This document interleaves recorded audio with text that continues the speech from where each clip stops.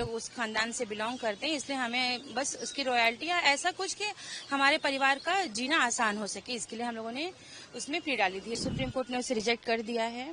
तो मुझे समझ नहीं आता कि हमारे साथ इतना अन्याय क्यों हो रहा है। हमने देश के प्रति वफादार रहने का ये सिला पाया है कि हमारे लिए सुनवाई तक नहीं हो रही है। हमारा फाइनेंशियल बैकग्राउंड इतना स्ट्रांग नहीं है कि मैं बार बार कोर्ट जा पाऊं। वो हमारे रेड फोर्ट के क्लेम के लिए, मतलब क्लेम देखिए वैसे तो मिलने वाला तो है नहीं लाल किला, लेकिन हमारी ऐसी स्थिति है, हम लोग उस खानदान से बिलोंग करते हैं, इसलिए हमें बस उसकी रॉयल्टी या ऐसा कुछ कि हमारे परिवार का जीना आसान हो सके, इसके लिए हम लोगों ने उसमें प्ली डाली थी। लेकिन आज वो रिजेक्ट हो गई। इससे पहले भी हाई कोर्ट में वो 2 बार रिजेक्ट हो चुकी है, तो आज सुप्रीम कोर्ट ने उसे रिजेक्ट कर दिया है। तो मुझे समझ नहीं आता कि हमारे साथ इतना अन्याय क्यों हो रहा है। मेरे लिए अन्याय है क्योंकि हमारे दरख्वास्त को ठीक से सुना भी नहीं गया है अभी तक।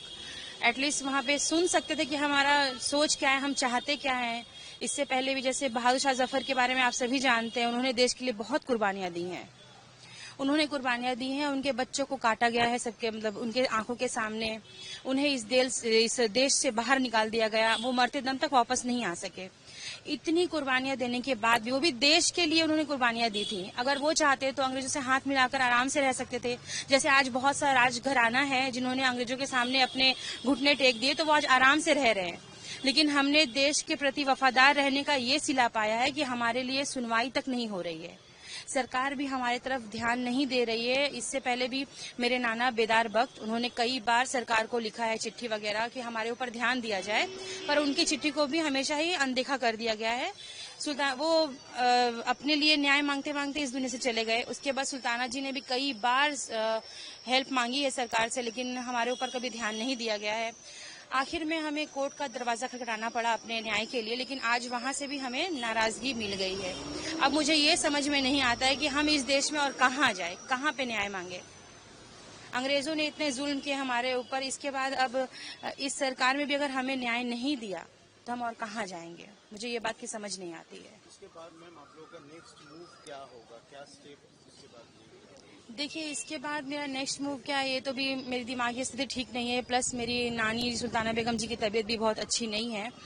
तो अभी आगे हम क्या करना चाहते हैं ये तो मुझे ठीक पता नहीं है, लेकिन हमारा फाइनेंशियल बैकग्राउंड इतना स्ट्रांग नहीं है कि मैं बार बार कोर्ट जा पाऊं।